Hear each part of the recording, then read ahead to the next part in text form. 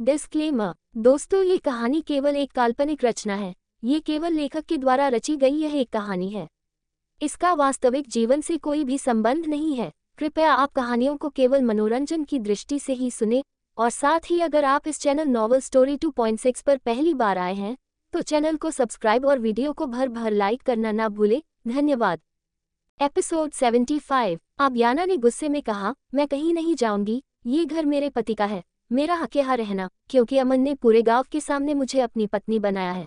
मैं रखी हुई नहीं हूँ, रखी हुई तुम सब हो। तभी धारा ने गुस्से में कहा, तू महारे को रखी हुई कहेगी? अब जैसे ही धारा ने याना को मारने को हाथ उठाया, तुरंत याना ने धारा का हाथ पकड़कर कहा, मैं सिर्फ अपने पति की मार खा सकती हूँ, तुम सब की नहीं। अगर दोबारा मुझ पर हाथ उठाया तो अच्छा नहीं होगा। और याना ने देखा जो धारा अभी याना के सामने शेरनी बनी हुई थी, एकदम उसने दांत भींच लिए और अपनी माँ की गोद में गिर गई। अब गंगा ने रोते हुए कहा कि तू मार के रहेगी हमारी बेटी को। तभी अमन की पीछे से आवाज आई, क्या हो रहा है यहाँ? अब याना को धारा का ड्रामा समझ आया। अब गंगा बुआ ने कहा, देख लो अमन बेटा, याना हमें घर से निकाल रही है। ये कहकर ये घर उसके पति का है, हम सब यहाँ रखी हुई है औरतें हैं, इसका मतलब साफ है हम रखेल है इस घर की। अब अमन ने एकदम कहा, गंगा बुआ सा प्लीज आप ये क्या कह रही हैं? आप मेरी माँ जैसी है। और अमन ने अब धारा की हालत देखी जो फर्श पर पड़ी हुई कांप रही थी। अब अमन ने गुस्से में याना को देखा और याना ने कहा, अमन मैं सच कह रही हूँ, मैंने इनको निकलने के लिए नहीं कहा था, बल्कि ये मुझे चटाक। और याना अब आंखों में आंसू लिए अमन को देख रही थी। अब अमन ने याना के बाल मुट्ठी में भींचकर कहा, तुझसे पहले भी कहा था, अभी भी कह रहा हूँ, ये घर मेरा है और गंगा बुआसा की फैमिली का है। अगर कोई रखी हुई है यहाँ पर तो वो तू है, तेरा कुछ नहीं है यहाँ। तुझे इस घर के अंदर सिर्फ मजबूरी में बर्दाश्त किया जा रहा है, इसलिए अपनी औकात में रह, चल माफी मांग गंगा बुआसा और धारा से। अब याना ने ठोस लहजे में कहा, मैं माफी नहीं मांगूंगी और आपको अब मुझे भी बर्दाश्त करने की जरूरत भी नहीं है, क्योंकि अब मैं यहाँ पर भी नहीं रहूंगी। बहुत सहन कर लिया मैंने। मैं आपके इशारे पर नाचने वाली कोई गुड़िया नहीं हूँ जिसको आप जैसे नचाओगे वैसे नाचेगी। मैं एक इंसान हूँ जिसके अंदर सेल्फ रिस्पेक्ट है, ईगो है, और मैं अपनी सेल्फ रिस्पेक्ट नहीं गिरा सकती। आप अपना परिवार संभाले, मैं जा रही हूँ। अब याना ने बाहर की तरफ कदम बढ़ा दिए। तब अमन ने कहा, इस घर से बाहर जाने की गलती भी मत कर देना, वरना पूरी जिंदगी पछताने का मौका भी नहीं मिलेगा, क्योंकि अब तुम्हारे सामने तुम्हारा पति नहीं, आर्मी का जनरल मेजर खड़ा है, जिसके देश के साथ तुमने गद्दारी की है। और गद्दार को मैं क्या सजा देता हूँ तुम्हें अभी पता नहीं है, लेकिन अगर ये घर छोड़कर गई तो तुम्हें और तुम्हारी माँ को हथकड़ी पहनाकर सबके सामने खींचकर लाऊंगा और पूरी जिंदगी की जेल में सड़ा दूंगा। अब याना ने अपने दोनों हाथ अमन के सामने करते हुए कहा, ये लीजिए, करिए मुझे अरेस्ट। मुझे वो जेल की काल कोठरी की जिंदगी मंजूर है, लेकिन आपकी हवेली की जिंदगी नहीं। मैं पूरी जिंदगी कैदी बनकर रहने को तैयार हूँ, लेकिन आपकी बीवी नहीं। अब अमन ने मुस्कुरा कर कहा, आई लाइक यू गट्स, लेकिन तुम फिक्र मत करो, मेरी जान में ये हवेली ही तुम्हारे लिए काल कोठरी बना दूंगा। तुम मेरी बीवी बनकर नहीं रहोगी यहाँ, कैदी की बनाकर रखूंगा तुम्हें। अब याना ने बेबसी से देखते हुए कहा, क्या चाहते हैं आप? अब अमन ने कहा, तुम्हें अपनी आंखों के सामने रखकर पल पल तड़पते हुए देखना चाहता हूँ मैं। जितनी तकलीफ तुमने मुझे दी है उसको सूद समेत तुम्हें लौटाऊंगा। चलो गंगा बुआ से माफी मांगो। अब याना ने कहा, मैं फैसला कर चुकी हूँ, ना मैं किसी से माफी मांगूंगी और ना मैं अब यहाँ रहूंगी, आपको जो करना है कर लो। अब याना फिर से पलट गई। अब गंगा और धारा और ईशा बाकी सब दूर से खड़े ये नज़ारा देख रहे थे कि याना बार बार जाने के लिए आगे बढ़ रही थी, लेकिन अमन उसको जाने से रोक रहा था। तब धारा ने गुस्से में कहा, आखिर अमन जी इसको जाने क्यों ना दे रहे, क्यों रोके जा रहे? तब इमली ने मुस्कुरा कर कहा, क्योंकि दुनिया चाहे कितना जोर लगा ले, उनके बीच कितनी भी दूरियां पैदा कर ले, लेकिन सच तो ये है, वो याना दीदी के बिना ना रह सकते। वो भले ही अलग कमरे में हो, लेकिन वो याना दीदी को आंखों से ओझल ना होने देंगे। अब धारा ने कहा, थारे को ज्यादा पता उनके बारे में, और इमली चुप हो गई।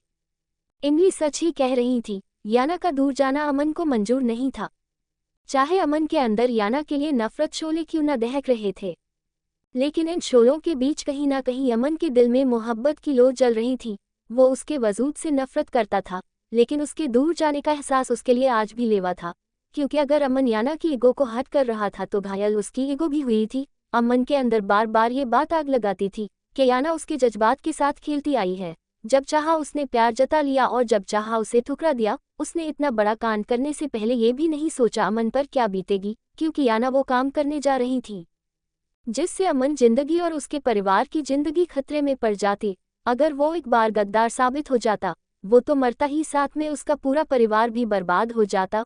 उसने उसकी बहन के साथ जो किया, उसने माफ कर दिया, लेकिन वो फिर से वही गलती कर रही थी, बल्कि गुनाह। और फिर याना का एक अनजान मर्द से मिलना, उसको अपना मंगलसूत्र उतार कर देना, ये बातें अमन के अंदर आग सी भड़काती थी। इसलिए वो इस आग की लपटों में याना के वजूद को भी जला रहा था। अमन के लिए ये शेर बिल्कुल सही बैठता है। हम तो मरेंगे सनम, लेकिन तुम्हें भी साथ लेकर मरेंगे। हम तो जलेंगे सनम, तुम्हें भी राख करके छोड़ेंगे। सब बातें अपनी जगह, बस तुझसे जुदाई मंजूर नहीं, पर उसको रोकना भी अमन की ईगो के खिलाफ था, क्योंकि अब अमन अब पहले की तरह ये नहीं कहना चाहता था। वो उसके बिना नहीं रह पाएगा, उसको देखे बिना उसको सांस नहीं आएगा, और इसलिए याना को नए नए हथकंडे से रोक रहा था, और वो उसको जेल के नाम से भी सिर्फ डरा रहा था। वरना अमन ने तो याना का नाम तक किसी बात में आने नहीं दिया था, हर बात को खुद ही संभाल लिया था। लेकिन अब याना ने भी ठान लिया था, वो अब यहाँ नहीं रहेगी, अब अंजाम कुछ भी हो। लेकिन वो भी अमन था, याना की हर दुख तिरक जानता था। तब अमन ने कहा, ठीक है जाओ, लेकिन याद रखना जिंदगी भर अपने बाप की एक झलक देखने के लिए तरसती रहोगी। कभी नहीं बताऊंगा साहिल चाचा जी कौन से हॉस्पिटल में आखिरी सांसें गिन रहे हैं, और तुम्हारी माँ का अंजाम तो तुम्हें बता ही चुका हूँ। अब ये माँ की आज्ञाकारी बेटी अपने माँ बाप के साथ ऐसा तो नहीं कर सकती जैसा वो मेरे साथ कर चुकी है। वो बेटी जिसने अपनी माँ की खुशी की खातिर अपने रिश्ते में भी आग लगा दी हो। तुमने भले ही मुझसे प्यार नहीं किया हो, मेरी परवाह ना की हो, लेकिन अपने माँ बाप से तो बहुत प्यार करती हो ना। अब सोच लो, अभी भी जाना चाहती हो तो शौक से जाओ, और अगर नहीं जाना चाहती तो गंगा बुआ से माफ़ी मांगो, पर अपने कमरे में जाओ। और ये कहकर अमन वापस मुड़ गया और अपने कमरे में चला गया, क्योंकि वो जानता था अब वो एक कदम भी आगे नहीं बढ़ाएगी। और जाते जाते याना को वार्निंग दे गया, अगर दोबारा किसी को यहाँ कुछ भी कहा तो जुबान खींच लूंगा तुम्हारी, अपना मुंह सिर्फ खाने के लिए खोलना, समझ गई। अब याना ने आहिस्ता से गंगा बुआ और धारा से माफ़ी मांगी, और याना वही जमीन पर बैठकर रोने लगी, और वो सब मुस्कराती हुई अपने कमरे में चली गई। अब ईशा ने कहा, लो खत्म हो गया ड्रामा, लेकिन ये हीरो इस हीरोइन को कहीं नहीं जाने देगा। ये याना चाहे अमन को सूली पर ही क्यों न चढ़ा दे, नफरत करेगा लेकिन जाने नहीं देगा। ईशा दांत चबा चबा कर कह रही थी और कमरे में आकर पोट फेंक कर मारा।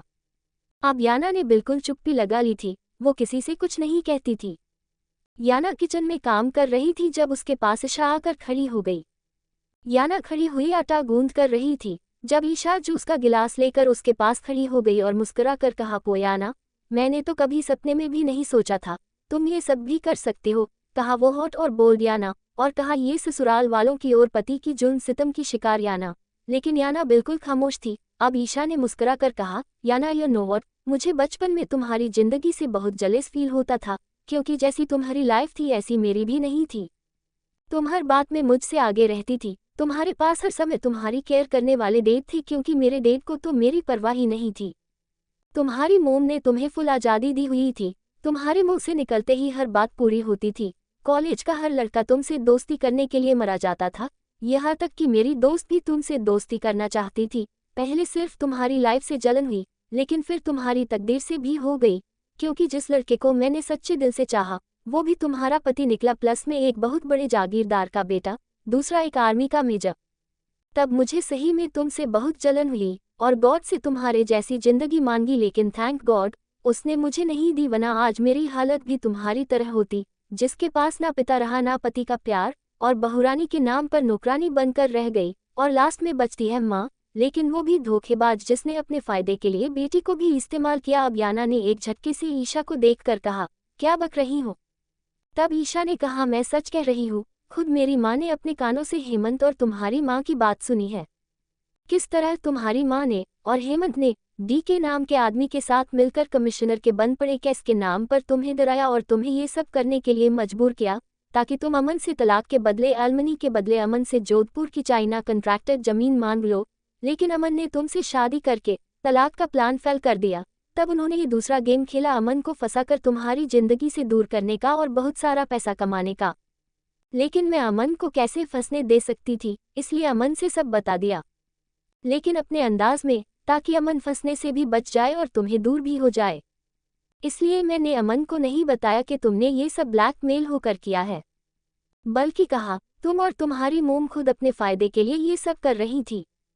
तो इसलिए याना अब तुम्हें बेकसूर साबित या तो डीके कर सकता है, जिसका कुछ पता नहीं, या तुम्हारी माँ जो कभी नहीं करेगी। क्योंकि वो तो अमन को तुमसे दूर करना चाहती है, और फिर बची मैं या मेरी मोम और हम क्यों अपने पैरों पर कुल्हाड़ी मारेंगे। अब ईशा जोर से हंसी। अब याना ने कहा तुम झूठ बोल रही हो ईशा, मेरी मोम इतना बड़ा गेम नहीं खेल सकती। तब ईशा ने कहा तुम्हारी मोम क्या क्या कर सकती है, तुम्हें अभी तक अंदाजा ही नहीं हुआ। और ये कहकर ईशा बाहर निकल गई और याना अब भागती हुई अपने कमरे में आई और अपनी मोम को कॉल मिलाया। अब उधर से मोना बोली हेलो माय डॉल, कैसी है मेरी बेटी। तब याना ने कहा मोम, मैं कमिश्नर वाले केस को कन्फेशन देने जा रही हूँ, क्योंकि पुलिस यहाँ तक आ गई है और मैं नहीं चाहती वो आपको और मुझे उठा कर ले जाए, इसलिए मैं खुद ही कोर्ट में गवाही देने जा रही हूँ। तब मोना ने चीखते हुए घबरा कर कहा दिमाग खराब हो गया है तुम्हारा, वो कैसे बंद हो चुका है, अब कौन सी गवाही दोगी तुम। अब याना ने रोते हुए चीख कर कहा I hate you mom, I hate you, आप मेरी खुशियों की कातिल है, काश मैं आपकी बेटी ना होती। ये कहते ही याना ने अपना फोन फेंक कर मारा और याना अब अपना मुंह घुटनों में देकर दहाड़े मार मार कर रो रही थी। अमन जो अपने रूम में जा रहा था उसको याना के रोने की आवाज आई तो ना चाहते हुए भी उसके कदम याना के कमरे की तरफ बढ़ गए। अब वो रूम में गया तो याना फूट फूट कर रो रही थी। तब अमन उसके बेड के पास सीने पर हाथ बांध कर खड़ा था और याना से कहा अब तक मुझे लगता था तुम्हें आंसू सिर्फ मैं ही दे सकता हूँ, लेकिन मैंने अब तुमसे कुछ नहीं कहा, तो फिर इतने रोने की वजह क्या है। अब याना ने अमन से बिना कुछ कहे उठकर बाहर जाने लगी, लेकिन तभी अमन याना की कलाई पकड़ ली और सख्ती से कहा मैंने कुछ पूछा है तुमसे। लेकिन याना ने फिर भी कुछ नहीं कहा और एक झटके से हाथ छुड़ाकर बाहर चली गई और अमन उसको जाता देखता रह गया और अमन को अपने कहे लफ्ज याद आए। इसका मतलब वो अमन से बात नहीं करना चाहती थी और अमन को 10 दिन हो चुके थे उसकी आवाज़ सुने, इसलिए अमन के अब बेचैनी से हो रही थी। और अब जैसे ही अमन को समझ आया तो उसको और ज़्यादा गुस्सा आने लगा और अब अमन के कानों में बीडीआर की कई बातें याद आने लगी। जब एक बार वो उदास से ऑफिस आए थे तब अमन और अमित ने हंसते हुए कहा क्या बात है सर, आज आपका चेहरा इतना उतरा हुआ क्यों है। तब बीडीआर ने कहा बॉयज, तुम्हारी आंटी को आज मुझसे बात करे 3 दिन हो चुके हैं और उससे बात करे बिना मेरा मन नहीं लगता। अब अमित ने हंसते हुए कहा कल तक तो आपको उनसे शिकायत थी और हमें भी एडवाइस दे रहे थे कभी शादी मत करना, फिर आज अचानक से क्या हुआ। तब बीडीआर ने कहा वो मुझसे लड़े चीखे चिल्लाए, मुझे वो तब भी अच्छी लगती है, लेकिन जब वो मुझसे बोलना छोड़ दे तब मुझे अच्छी नहीं लगती, क्योंकि जिसको हम प्यार करते हैं तो उसकी नाराजगी, उसकी खामोशी, उसको देखे बिना, उससे बात करे बिना नहीं रहा जाता। ये बात सच है, मर्द की ऊंची आवाज औरत को चुप करा देती है, लेकिन औरत की चुप्पी मर्द की बुनियादों को हिला देती है। वो मिर्ज़ा गालिब का एक शेर है, जब वो मुझसे नाराज होती है मुर्शिद, तब मेरे लिए दुनिया में सबसे ज़्यादा जरूरी उसकी आवाज़ होती है। और आज अमन के लिए वो अल्फाज बिल्कुल सच थे। एपिसोड 76। अमन कमरे में याना के बारे में ही सोच रहा था, कहीं याना बेकसूर तो नहीं। और इतना सोचते ही अमन की रूह फना होने लगी, क्योंकि अगर याना बेकसूर हुई तो वो उस पर इतनी जुल्म कर चुका है। अब आगे के बारे में सोचते ही अमन की दिमाग की नसें फटने को होने लगी और जल्दी से अमन उठकर बैठ गया। याना अब बालकनी में लगे झूले पर बैठी चांद को देख रही थी, अपने दर्द को गजल का रूप दे रही थी। हर सांस पे एक एहसान लिया, मैं क्या हूँ ये पहचान लिया, तेरे हर इल्जाम है सर पे लिया, ए सनम तेरा हर सितम है दिल पे सहा, जो दुआओं से भी ना सुलझ रही, ऐसी फूटी तकदीर हूँ मैं, माथे पर पड़ी लकीर हूँ मैं, तकदीरे नी तकदीरे तेरे साथ लड़ाइयाँ कौन करें, तकदीरे नी तकदीरे तेरे साथ लड़ाइयाँ कौन करें, लोगों से करूँ मैं क्या शिकवा, मुझे रब से गिला भी कोई नहीं, जो हाथ पकड़ के दिल पढ़ ले, ऐसा मुझको मिला भी कोई नहीं, हर दर्द पे शर्त लगाते हो, आवाज ना निकले सिसकियों की, अब जीने की ख्वाहिश रही नहीं, जल्दी है मुझे बस मरने की, तकदीरे नी तकदीरे तेरे साथ लड़ाइयाँ कौन करें। अमन ने आज छुट्टी की थी, इसलिए देर से उठा था और धारा, ईशा और बाकी सब नाश्ता करके डाइनिंग हॉल में बैठी थी। जब उनकी नज़र अमन पर गई, जिसने ब्लैक लोअर और ब्लैक बनियान पहन रखा था, जो उसकी खूबसूरत बॉडी को और खूबसूरती बख्श रहा था, और उसमें उसकी मस्कुलर बॉडी फंसी हुई थी, उसके हैवी शोल्डर बाहर चमक रहे थे, बाल माथे पर बिखरे थे, इस बिखरे से हुलिया में वो नज़र लग जाने की हद तक हैंडसम लग रहा था। वो सीढ़ियों से उतरकर नीचे आ रहा था। ईशा और धारा दोनों ये सोचकर मुस्करा रही थीं वो उनके पास ही आकर बैठेगा, लेकिन उनको हैरत तब हुई जब अमन सीधा किचन में गया, क्योंकि उसको रात से बेचैनी लगी हुई थी याना उससे बात क्यों नहीं कर रही है, इसलिए उसने आज छुट्टी भी कर ली और अपनी इम्पोर्टेंट मीटिंग भी छोड़ दी थी। अमन अब किचन में आया क्योंकि उसको पता था याना किचन में ही होगी, और याना अब किचन में बैठी मटर छील रही थी और देख सामने दीवार को रही थी। वो काम तो कर रही थी, लेकिन उसका दिमाग आउट था। अमन को देखकर सभी नौकरानियां बाहर निकल गई और अमन आहिस्ता से चलता हुआ याना के सामने आकर बैठ गया। लेकिन याना को जरा भी एहसास नहीं हुआ, वो उसी तरह मटर छील रही थी। अब अमन ने भी पीछे मुड़कर दीवार को देखा जहां याना देख रही थी। हमारा मन एक घड़ी लगी थी। अब अमन ने आहिस्ता से कहा, 12 बज रहे हैं। लेकिन याना को फिर भी कोई होश नहीं था और अमन को गुस्सा आने लगा, वो उसको नोटिस क्यों ही नहीं कर रही थी। तब अमन ने उसके सामने से मटर की प्लेट उठा ली थी, लेकिन वो तब भी मटर छील रही थी और अमन अब एक पल को घबरा गया, कहीं वो पागल तो नहीं हो गई है। तब अमन ने उसका कंधा पकड़कर हिलाते हुए चीख कर कहा, याना। और याना एकदम होश में आई तो उसने इधर उधर देखा। अब अमन को अपने सामने खड़ा देखा तो बहुत ज्यादा घबरा गई और जल्दी से खड़ी होकर जाने लगी। लेकिन तभी अमन ने उसका हाथ पकड़कर उसको अपनी गोद में गिरा लिया और सख्ती से कहा, दिमाग के स्क्रू ढीले पड़ गए हैं, कहा गुम थी। लेकिन याना ने अमन की कोई बात का जवाब नहीं दिया और एक झटके से खड़ी होकर बाहर की तरफ जाने लगी। लेकिन तभी अमन ने उसको खींचकर दीवार से लगा दिया और उसको अपने दोनों बाजुओं के बीच कैद कर लिया। और याना अमन उसको देख रहा था, लेकिन याना दूसरी तरफ देख रही थी। अब अमन ने मुस्कुराकर आहिस्ता से कहा, अब अगर तुमने मुझे से बात नहीं की तो मैं तुम्हारा यही चीरहरण कर दूंगा और फिर तुम नहीं जानती बिना कपड़ों के तुम कितनी सेक्सी लगती हो और फिर मैं रूम में जाने का भी वेट नहीं करूंगा, यही किचन को गंदा कर दूंगा। इसलिए प्यार से कह रहा हूँ, मुझसे बात कर लो, मुझे जिद मत दिलाओ। लेकिन याना उसी तरह खड़ी थी। तब अमन ने कहा, अगर मेरे 5 काउंट तक तुमने मुझसे बात नहीं की तो मैं समझूंगा तुम यही चाहती हूँ मैं तुमसे इंटीमेट हो जाओ। और याना ने खोलती नजरों से अमन को देखकर मुंह फेर लिया। तभी अमन उसका जबड़ा भींच लिया और अब अमन ने काउंटिंग स्टार्ट की, लेकिन याना नहीं बोली। तब अमन ने कहा, यही चाहती हो तुम? और सच बताओ, मैं भी यही चाहता हूँ। कब से तुम्हारे जिस्म की गर्मी को नहीं पिया है, मुझसे भी अब बर्दाश्त नहीं हो रहा। अब अमन ने उसके नीचे हाथ रखकर उसको गोद में उठा लिया और हंसते हुए कहा, चलो आज स्टोव में सुहागरात मनाते हैं। और अमन ने अब याना को एक हाथ से गोद में उठा लिया, लेकिन याना ने बहुत जोर से अमन के कंधे पर पिनच कर दिया और अमन एकदम उछल पड़ा और याना बाहर की तरफ भागी। लेकिन तभी अमन ने उसका बाजू को झटके से पकड़कर खींचा और याना को गुड़िया की तरह उठाकर किचन की सेल्फ पर रख दिया। और याना एकदम चीख पड़ी, प्लीज छोड़ो मुझे। और अब उसके बोलने पर तब अमन ने हंसते हुए कहा, तुम मुझसे कभी नहीं जीत सकती, लेकिन अब देर हो चुकी है। और उसने याना के होठों को जकड़ लिया और पैशनेटली उसके होठों को पी रहा था और याना पूरी जान लगा रही थी उसको खुद से दूर करने। याना ने उसके कंधे छील दिए थे, लेकिन अमन अभी भी 1 इंच नहीं हिल रहा था और वो अब धीरे धीरे अपना हाथ याना की कमीज के अंदर ले जाने लगा, जिसको याना ने कस के पकड़ लिया।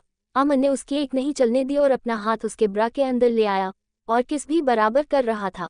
उसके होंठ को पीने की आवाज पूरी किचन में फैल रही थी और याना पूरी कोशिश में लगी थी उसको दूर करने की। लेकिन जैसे ही याना की नज़र दरवाजे पर खड़ी धारा और ईशा पर गई, जो सीने पर हाथ बांधे खड़ी अमन और याना का शिद्दत भरा रोमांस देखकर जल जल कर बुरी हालत हो रही थी और याना जो अमन को पीछे करने की कोशिश कर रही थी। याना ने अमन को अपनी बाहों भर लिया और उसका बराबर साथ देने लगी और तब वो दोनों गुस्से में वहां से चली गई और अमन अब अपना हाथ जैसे ही उसके सीने पर लाया और याना उसकी शिद्दत में पिघलने लगी और अमन भी अब उसमें खो रहा था। लेकिन तभी अमन को एहसास हुआ याना के दिए हर जख्म का, तो अमन ने याना का बाजू पकड़ा और उसको जमीन पर फेंक दिया और याना किचन की सेल्फ से जमीन पर जा गिरी। याना के सर में बहुत जोर से लगी और उसकी कोहनी में खून निकल गया और याना की एक चीख निकली। याना मुंह के बल जमीन पर पड़ी थी।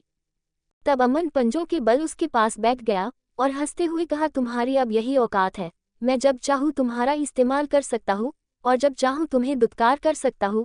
और अमन अब हंसता हुआ बाहर निकल गया और याना आंखों में आंसू लेकर उसको जाता हुआ देखती रह गई। और कुछ देर इमली अंदर आई तो देखा याना के माथे से और कोहनी से खून बह रहा है और तब इमली ने याना की पट्टी की ओर खाना तैयार किया और जब याना बाहर आई तो बुआ जी ने उसको बहुत सुनाई किचन अपवित्र करने पर। अब धारा कविता के सामने बैठी आंसू बहा रही थी। तब कविता ने कहा, धारा जिज्जी, इसमें रोने वाली क्या बात है? अगर अमन भाई साहब उस लड़की के साथ चुम्मा चाटी कर भी रहे थे तो वो उनकी बीवी है। तब धारा ने कहा, लेकिन बीवी तो महारे को बनना है। तब कविता ने कहा, तो कभी आपने अमन जी को अपने पास बुलाने के लिए रिझाया जैसे ये ईशा और याना करती है? अब धारा ने कहा, तू कहना क्या चाहती है? तब कविता ने कहा, कान इधर लाओ। और अब उसकी सारी बात सुनकर धारा ने कहा, ये कि बक में ना करूंगी ये सब। तब कविता ने कहा, अमन भाई साहब की बीवी बनकर इस हवेली की बड़ी बहू बनना है या नहीं? अमन रात को अपने कमरे में लैपटॉप पर काम करके सोने जा रहा था जब उसके पास कविता भागती हुई आई। अमन भाई सा देखिए ना धारा जिज्जी को क्या हो गया है? और तब अमन ने कहा, गंगा बुआ कहाँ है? तब कविता ने कहा, वो तो सो रही है, उनकी तबीयत ठीक ना है। अमन अब धारा के कमरे में गया और धारा आंखें बंद करे अमन अमन कह रही थी। तब अमन ने प्यार से धारा का गाल थपथपा कर कहा, धारा क्या हुआ है, मैं यही हूँ। और धारा ने जैसे ही आंखें खोली तो अमन को अपने सामने देखकर अमन से लिपट गई और अमन ने अब धारा का कंधा थपक कर कहा, सब ठीक है, लगता है तुमने कोई बुरा सपना देख लिया। और अमन ने आहिस्ता से धारा को बेड पर लिटाया और धारा ने कहा, अमन जी आप महारे को छोड़कर मत जाना। तब अमन ने कहा, ठीक है, मैं कहीं नहीं जा रहा, तुम यहाँ लेट जाओ। और धारा अब बेड पर लेट गई और अमन उसके बराबर में बैठ गया और धारा ने घबराने की पूरी एक्टिंग करते हुए अमन का हाथ पकड़ा हुआ था और अमन का ध्यान अब धारा के कपड़ों पर गया। उसने डीप नेक नाइटी पहनी हुई थी और उसमें धारा के सीने के आधे उभार बाहर आ रहे थे और धारा लेटी हुई जानबूझकर गहरे गहरे सांस ले रही थी, जिससे उसका सीना बार बार ऊपर उठ रहा था। धारा अमन को हासिल करने के और हवेली की बड़ी बहू बनने के चक्कर में अपनी सादगी और मासूमियत खो रही थी। पर्पल नाइटी में धारा के क्लीवेज और भी गोरे लग रहे थे और अमन ने जल्दी से नजरें फेर ली, लेकिन अमन की नज़र फिर से धारा के क्लीवेज पर गई और तब अमन ने खड़े होते हुए कहा, धारा मैं यहाँ नहीं रुक सकता, तुम कविता को बुला लो। तब धारा ने कहा, अमन जी वो तो ईशा के कमरे में सोने चली गई। तब धारा ने कहा, अमन जी महारी खातिर रुक जाओ, जब तक कि महारे को नींद न आए फिर आप चले जाना। तब अमन ने कहा, धारा समझा करो, बच्चा नहीं हूँ मैं, एक जवान मर्द हूँ और तुम एक जवान लड़की हो, इस तरह मेरा यहाँ रुकना ठीक नहीं है। और अमन अब जाने लगा, लेकिन तभी धारा ने भीगी आवाज में कहा, मन ने तो आपके परिवार की खातिर कितनी रातें बिना सोए गुजारी है, लेकिन आप एक रात भी हमारे लिए ना गुजार सकते। और अमन के कदम रुक गए और अमन अब थोड़ी दूर को होकर बैठ गया और उसने अपना ध्यान बटाने के लिए मोबाइल निकाल लिया।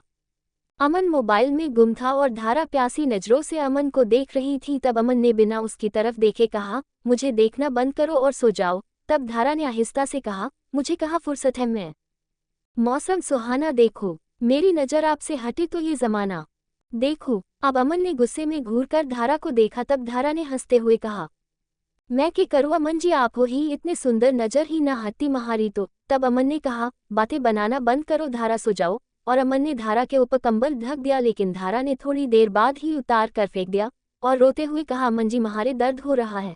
तब अमन ने परेशान होकर पूछा, कहाँ दर्द हो रहा है। तब धारा ने अमन का हाथ पकड़ा और अपने सीने पर रख लिया और अमन बुरी तरह घबरा गया और जल्दी से अपना हाथ खींचना चाहा तो धारा ने पकड़कर कहा, अमन जी आपको किस बात का डर है, जब मैं अपना आप खुद आपको सौंपना चाहती हूँ। तब अमन ने कहा, दिमाग खराब हो गया तुम्हारा, लगता है चोट तुम पर कुछ ज्यादा ही असर कर रही है।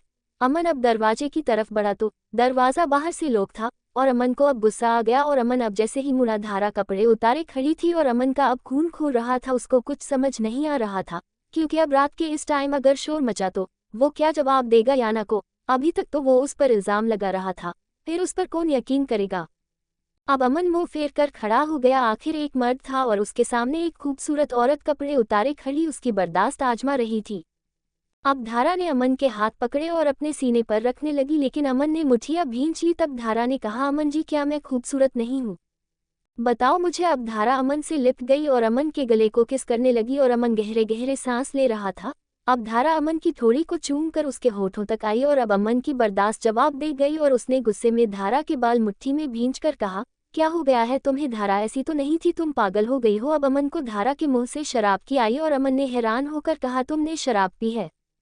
और अमन समझ गया अब इसको समझाना बेकार है, ये होश में नहीं है। और इससे पहले अमन अपना होश खो बैठे वो यहाँ से जाना चाहता था, इसलिए अमन ने जोर से दरवाजे के लॉक पर एक लात मारी और बाहर निकल गया। और धारा ने अमन की टी शर्ट पकड़ी, लेकिन अमन ने झटके से छुड़ाई और जैसे ही अमन बाहर आया और याना को सामने खड़ा देखा और याना ने अब आंसू बहाती धारा को देखा, जो अब कंबल में लिपटी बैठी रो रही थी और याना को जता रही अमन ने उसके साथ जबरदस्ती की है। और अमन अभी कुछ कहता याना फुल स्पीड में कमरे की तरफ भागी और अमन अब याना के पीछे भागा, लेकिन याना अब जैसे ही दरवाज़ा बंद करने को थी, लेकिन अमन ने हाथ अड़ा दिया और दरवाज़ा एक झटके से खोल दिया। और याना की नज़र अब अमन के गले पर गई, जहां लिपस्टिक के निशान पड़े थे। और याना ने अब हल्के बल चीखते हुए अपनी मुंह पर थप्पड़ मारने लगी और एकदम अपना सर दीवार पर दे मारा।